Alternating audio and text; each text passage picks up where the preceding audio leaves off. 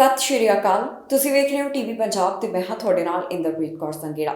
ਇਸ ਪ੍ਰੋਗਰਾਮ ਵਿੱਚ ਗੱਲਬਾਤ ਕਰਾਂਗੇ ਅਮਰੀਕਾ ਤੋਂ ਜਿਹੜੀਆਂ तमाम ਵੱਡੀਆਂ ਖਬਰਾਂ ਸਾਹਮਣੇ ਆਈਆਂ ਨੇ। ਸੋ ਨਜ਼ਰ ਮਾਰਦੇ ਹਾਂ ਨਾ ਖਬਰਾਂ ਉੱਪਰ। ਅਮਰੀਕਾ ਵਿੱਚ ਕਾਫੀ ਵੱਡੀ ਗਿਣਤੀ ਅੰਦਰ ਯਾਤਰੀ ਆਉਣਗੇ, ਅੰਦਾਜ਼ਾ AAA ਵੱਲੋਂ ਲਗਾਇਆ ਜਾ ਰਿਹਾ ਹੈ। ਇੱਕ ਪਾਸੇ ਲਗਾਤਾਰ ਗੈਸ ਦੀਆਂ ਕੀਮਤਾਂ ਵਧਦੀਆਂ ਜਾ ਰਹੀਆਂ ਨੇ, ਪਰ ਦੂਜੇ ਪਾਸੇ ਗੱਲ ਕਹੀ ਜਾ ਰਹੀ ਹੈ ਕਿ 4 ਜੁਲਾਈ ਵੀਕਐਂਡ ਦੌਰਾਨ ਵੱਡੀ ਗਿਣਤੀ ਦੇ ਵਿੱਚ ਲੋਕ ਅਮਰੀਕਾ ਦਾਖਲ ਹੋਣਗੇ। ਪਿਛਲੇ ਸਾਲਾਂ ਦਾ ਵੀ ਰਿਕਾਰਡ ਟੁੱਟਣ ਦੀ ਸੰਭਾਵਨਾ ਪ੍ਰਗਟਾਈ ਜਾ ਰਹੀ ਹੈ। ਅਮਰੀਕਾ ਵਿੱਚ ਰਿਕਾਰਡ ਤੋੜ ਯਾਤਰੀ ਆਉਣਗੇ, ਇਸ ਬਾਰੇ AAA ਵੱਲੋਂ ਜਾਣਕਾਰੀ ਦਿੱਤੀ ਗਈ।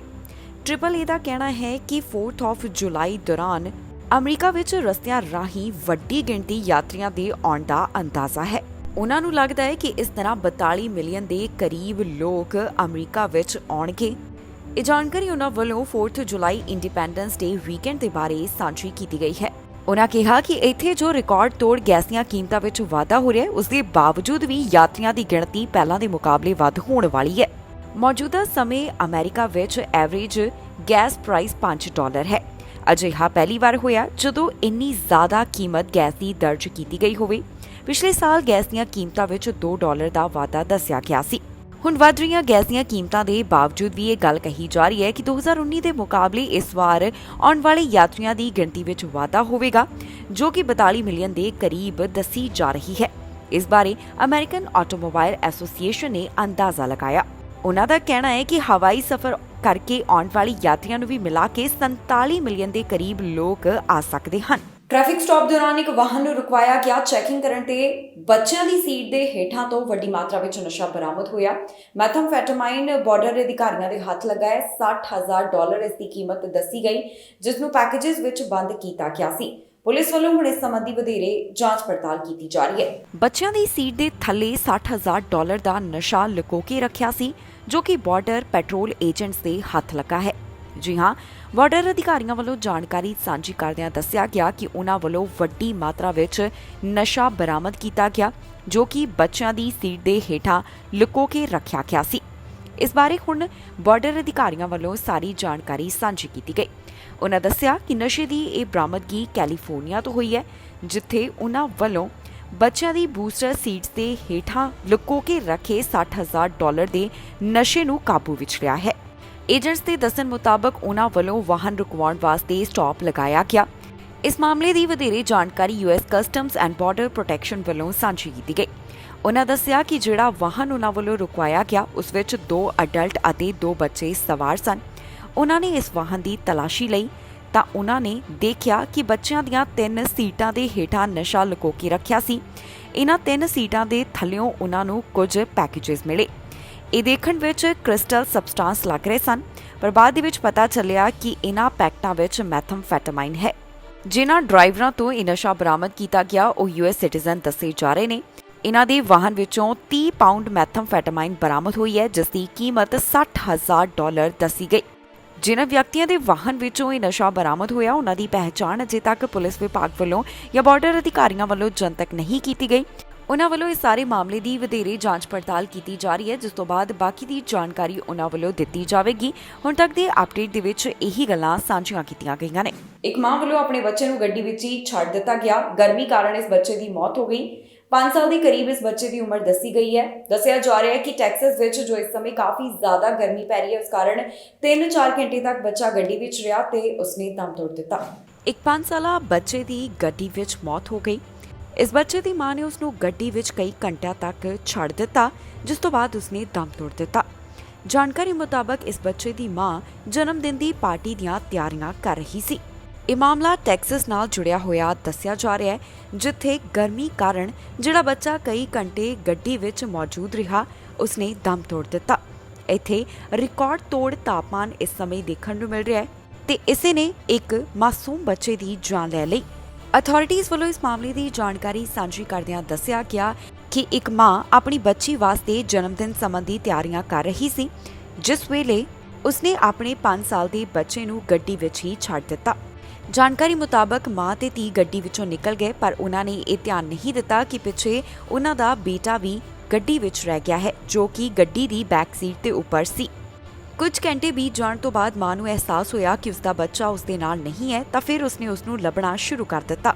ਜਦੋਂ ਮਾਂ ਨੇ ਗੱਡੀ ਵਿੱਚ ਆ ਕੇ ਬੱਚੇ ਨੂੰ ਆਵਾਜ਼ਾਂ ਲਗਾਈਆਂ ਤਾਂ ਉਸਨੇ ਜਵਾਬ ਨਹੀਂ ਦਿੱਤਾ। ਅਜਿਹਾ ਦੇਖ ਕੇ ਉਸਨੇ ਤੁਰੰਤ 911 ਦੇ ਉੱਪਰ ਕਾਲ ਕੀਤੀ। ਜਦੋਂ ਫਰਸਟ ਰਿਸਪੌਂਡਰਸ ਘਟਨਾ ਵਾਲੀ ਥਾਂ ਦੇ ਉੱਪਰ ਪਹੁੰਚੇ ਤਾਂ ਉਹਨਾਂ ਨੇ ਇਸ ਬੱਚੇ ਨੂੰ ਮ੍ਰਿਤਕ ਐਲਾਨ ਕਰ ਦਿੱਤਾ। ਫਿਲਹਾਲ ਅਜੇ ਤੱਕ ਇਹ ਸਪਸ਼ਟ ਨਹੀਂ ਕੀਤਾ ਗਿਆ ਕਿ ਹੁਣ ਬੱਚੇ ਦੀ ਮੌਤ ਦੇ ਸੰਬੰਧ ਵਿੱਚ ਮਾਂ ਦੇ ਉੱਪਰ ਕੋਈ ਕਾਰਵਾਈ ਕੀਤੀ ਗਈ ਹੈ ਜਾਂ ਫਿਰ ਨਹੀਂ। ਦੱਸਣਯੋਗ ਹੈ ਕਿ ਇਸ ਸਮੇਂ ਹਿਊਸਟਨ ਦੇ ਵਿੱਚ ਤਾਪਮਾਨ ਰਿਕਾਰਡ ਤੋੜ ਪਹੁੰਚਾ ਹੋਇਆ ਹੈ। ਇੱਥੇ ਤਾਪਮਾਨ 38 ਡਿਗਰੀ ਸੈਲਸੀਅਸ ਦਰਜ ਕੀਤਾ ਜਾ ਰਿਹਾ ਹੈ। ਨੈਸ਼ਨਲ ਸੇਫਟੀ ਕੌਂਸਲ ਦੇ ਦੱਸਣ ਮੁਤਾਬਕ ਅਜਿਹੇ 38 ਬੱਚੇ ਹਨ ਜਿਨ੍ਹਾਂ ਨੇ ਗਰਮੀ ਕਾਰਨ ਦਮ ਤੋੜ ਦਿੱਤਾ, ਜਿਨ੍ਹਾਂ ਦੇ ਮਾਂ-ਬਾਪ ਉਹਨਾਂ ਨੂੰ ਗੱਡੀ ਵਿੱਚ ਛੱਡ ਗਏ ਤੇ ਪਿੱਛੋਂ ਉਹਨਾਂ ਦੀ ਮੌਤ ਹੋ ਗਈ। ਹੁਣ ਜੋ ਟੈਕਸਸ ਤੋਂ ਤਾਜ਼ਾ ਮਾਮਲਾ ਸਾਹਮਣੇ ਆਇਆ, ਉਸ ਦੀ ਪੁਲਿਸ ਵੱਲੋਂ ਜਾਂਚ ਪੜਤਾਲ ਕੀਤੀ ਜਾ ਰਹੀ ਹੈ, ਜਿਸ ਤੋਂ ਬਾਅਦ ਬਾਕੀ ਦੀ ਅਪਡੇਟ ਦਿੱਤੀ ਜਾਵੇਗੀ। ਨਦੀ ਵਿੱਚ ਇੱਕ ਛੋਟੀ ਕਸ਼ਤੀ ਪਲਟ ਗਈ, ਜਿਸ ਕਾਰਨ 3 ਜਣਿਆਂ ਦੀ ਜਾਨ ਚਲੀ ਗਈ। ਇਸ ਕਸ਼ਤੀ ਵਿੱਚ 4 ਜਣੇ ਸਵਾਰ ਸਨ। ਇੱਕ ਵੱਲੋਂ ਆਪਣੀ ਜਾਨ ਬਚਾਈ ਗਈ, ਜਿਸ ਤੋਂ ਬਾਅਦ ਉਸਨੇ ਸੂਚਿਤ ਵੀ ਕੀਤਾ ਸੀ, ਪਰ 3 ਜਣਿਆਂ ਦੀਆਂ ਨਦੀ ਵਿੱਚੋਂ ਲਾਸ਼ਾਂ ਮਿਲੀਆਂ ਨੇ। ਇੱਕ ਛੋਟੀ ਕਸ਼ਤੀ ਪਲਟਣ ਕਾਰਨ 3 ਜਣਿਆਂ ਦੀ ਮੌਤ ਹੋ ਗਈ।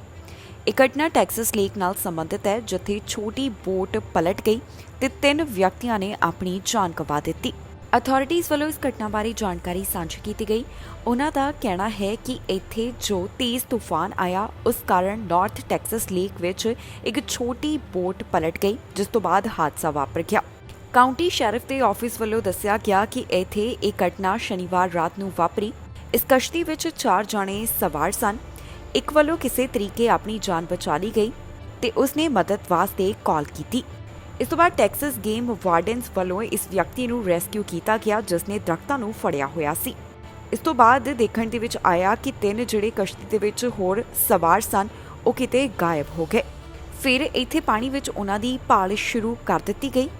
ਅਥਾਰਟੀਜ਼ ਵੱਲੋਂ ਸਾਂਝੀ ਕੀਤੀ ਗਈ ਜਾਣਕਾਰੀ ਮੁਤਾਬਕ ਇੱਕ ਵਿਅਕਤੀ ਦੀ ਲਾਸ਼ ਐਤਵਾਰ ਸਵੇਰੇ ਰਿਕਵਰ ਕੀਤੀ ਗਈ। ਦੂਸਰੇ ਵਿਅਕਤੀ ਦੀ ਜੋ ਲਾਸ਼ ਸੀ ਉਹਨਾਂ ਨੂੰ ਐਤਵਾਰ ਸ਼ਾਮ ਨੂੰ ਮਿਲੀ ਤੇ ਤੀਸਰੇ ਦੀ ਲਾਸ਼ ਸੋਮਵਾਰ ਨੂੰ ਰਿਕਵਰ ਹੋਣ ਬਾਰੇ ਦੱਸਿਆ ਗਿਆ। ਜਿਨ੍ਹਾਂ 3 ਦੀ ਇਸ ਦੌਰਾਨ ਮੌਤ ਹੋ ਗਈ, ਉਹਨਾਂ ਦੀ ਪਹਿਚਾਣ ਵੀ ਪੁਲਿਸ ਵਿਭਾਗ ਵੱਲੋਂ ਜਨਤਕ ਕੀਤੀ ਗਈ ਹੈ। ਇੱਕ ਦਾ ਨਾਮ ਮਾਰੀਆ, ਦੂਸਰੇ ਦਾ ਨਾਮ ਜੂਲੀਓ ਤੇ ਤੀਸਰੇ ਦਾ ਨਾਮ ਰਾਫੇਲ ਦੱਸਿਆ ਗਿਆ ਹੈ। ਮਾਰੀਆ ਦੀ ਉਮਰ 60 ਸਾਲ ਦੇ ਕਰੀਬ, ਜੂਲੀਓ ਦੀ 34 ਸਾਲ ਤੇ ਰਾਫੇਲ ਦੀ ਉਮਰ 30 ਸਾਲ ਦੇ ਕਰੀਬ ਦੱਸੀ ਗਈ ਹੈ। ਗਰਮੀ ਦੇ ਕਈ ਰਿਕਾਰਡ ਟੁੱਟਣ ਜਾ ਰਹੇ ਨੇ। ਅਮਰੀਕਾ ਦੀਆਂ ਕਈ ਥਾਵਾਂ ਤੇ ਕਾਫੀ ਜ਼ਿਆਦਾ ਗਰਮੀ ਪੈ ਰਹੀ ਹੈ। ਕਈ ਵੱਡੇ ਸ਼ਹਿਰਾਂ ਵਿੱਚ ਹੀਟ ਸੰਬੰਧੀ ਜਿਹੜੀ ਚੇਤਾਵਨੀ ਉਹ ਜਾਰੀ ਕੀਤੀ ਗਈ। ਆਮ ਲੋਕਾਂ ਨੂੰ ਵੀ ਖਾਸ ਸਲਾਹ ਦਿੱਤੀ ਜਾ ਰਹੀ ਹੈ ਕਿ ਆਪਣੇ ਘਰ ਤੋਂ ਬਾਹਰ ਘੱਟ ਨਿਕਲਣ ਤੇ ਖਾਸ ਤੌਰ ਦੇ ਉੱਪਰ ਆਪਣਾ ਖਿਆਲ ਰੱਖਿਆ ਜਾਵੇ। ਅਮਰੀਕਾ ਦੀਆਂ ਕਈ ਥਾਵਾਂ ਤੇ ਭਿਆਨਕ ਗਰਮੀ ਪੈਣ ਵਾਲੀ ਹੈ। ਇੱਥੇ ਤਾਪਮਾਨ ਰਿਕਾਰਡ ਪੱਧਰ ਦੇ ਉੱਪਰ ਪਹੁੰਚੇਗਾ। ਕਈ ਥਾਵਾਂ ਵਾਸਤੇ ਇਸ ਗਰਮੀ ਦੇ ਮੌਸਮ ਸੰਬੰਧੀ ਚੇਤਾਵਨੀ ਜਾਰੀ ਕਰ ਦਿੱਤੀ ਗਈ ਹੈ। ਜੀ ਹਾਂ, ਅਮਰੀਕਾ ਦੇ ਕਈ ਵੱਡੇ ਸ਼ਹਿਰਾਂ ਵਿੱਚ ਰਿਕਾਰਡ ਤੋੜ ਗਰਮੀ ਪੈਣ ਵਾਲੀ ਹੈ। ਇਸ ਦੌਰਾਨ centers for disease control and prevention ਵੱਲੋਂ ਅੰਕੜਾ ਸਾਂਝੇ ਕਰਦਿਆਂ ਦੱਸਿਆ ਗਿਆ ਕਿ ਹਰ ਸਾਲ ਅਮਰੀਕਾ ਵਿੱਚ ਗਰਮੀ ਕਾਰਨ 600 ਦੇ ਕਰੀਬ ਲੋਕਾਂ ਦੀ ਮੌਤ ਹੋ ਜਾਂਦੀ ਹੈ। ਇਸ ਤੋਂ ਇਲਾਵਾ ਐਸੋਸੀਏਟਿਡ ਪ੍ਰੈਸ ਦਾ ਕਹਿਣਾ ਹੈ ਕਿ ਹਰ ਸਾਲ ਇਸ ਗਰਮੀ ਕਾਰਨ 1500 ਦੇ ਕਰੀਬ ਮੌਤਾਂ ਹੋ ਰਹੀਆਂ ਨੇ। ਇਨ੍ਹਾਂ ਵਿੱਚੋਂ ਅੱਧੇ ਹੋਮਲੈਸ ਦੱਸੇ ਜਾ ਰਹੇ ਹਨ। ਹਾਲ ਹੀ 'ਚ ਤਾਜ਼ਾ ਮਾਮਲਾ ਟੈਕਸਸ ਤੋਂ ਸਾਹਮਣੇ ਆਇਆ, ਜਿੱਥੇ 5 ਸਾਲ ਦੇ ਬੱਚੇ ਦੀ ਭਿਆਨਕ ਗਰਮੀ ਕਾਰਨ ਮੌਤ ਹੋ ਗਈ। ਇਸ ਬੱਚੇ ਨੂੰ ਮਾਂ ਵੱਲੋਂ ਗਲਤੀ ਨਾਲ ਵਾਹਨ ਵਿੱਚ ਛੱਡ ਦਿੱਤਾ ਗਿਆ ਸੀ। 2 ਤੋਂ 3 ਘੰਟੇ ਤੱਕ ਇਹ ਬੱਚਾ ਵਾਹਨ ਵਿੱਚ ਮੌਜੂਦ ਰਿਹਾ ਤੇ ਗਰਮੀ ਕਾਰਨ ਉਸਨੇ ਦਮ ਤੋੜ ਦਿੱਤਾ। ਹੁਣ ਵੱਡੀ ਗਿਣਤੀ ਵਿੱਚ ਅਮਰੀਕਨਸ ਨੂੰ ਸਲਾਹ ਦਿੱਤੀ ਜਾ ਰਹੀ ਹੈ ਕਿ ਉਹ ਆਪਣੇ ਆਪ ਨੂੰ ਸੁਰੱਖਿਅਤ ਰੱਖਣ, ਹਾਈਡਰੇਟਡ ਰੱਖਣ, ਵਾਰ-ਵਾਰ ਪਾਣੀ ਪੀਣ ਅਤੇ ਹੋਰ ਵੀ ਚੀਜ਼ਾਂ ਦਾ ਖਿਆਲ ਰੱਖਣ ਵਾਸਤੇ ਅਮਰੀਕਾ ਵਾਸੀਆਂ ਨੂੰ ਸਲਾਹ ਦਿੱਤੀ ਗਈ ਹੈ।